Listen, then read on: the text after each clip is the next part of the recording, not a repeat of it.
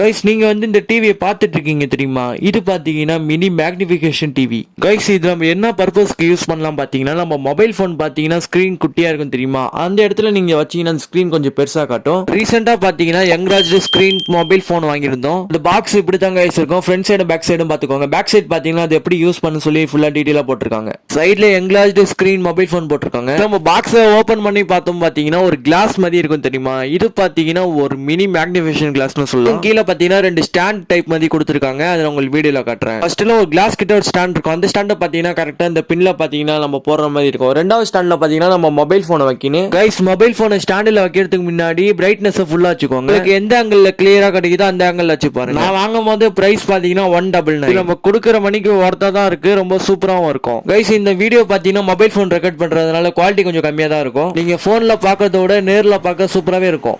இதோட நல்ல சந்திக்கிறேன். சொந்தம் தொடர சப்ஸ்கிரைப் பண்ணுங்க.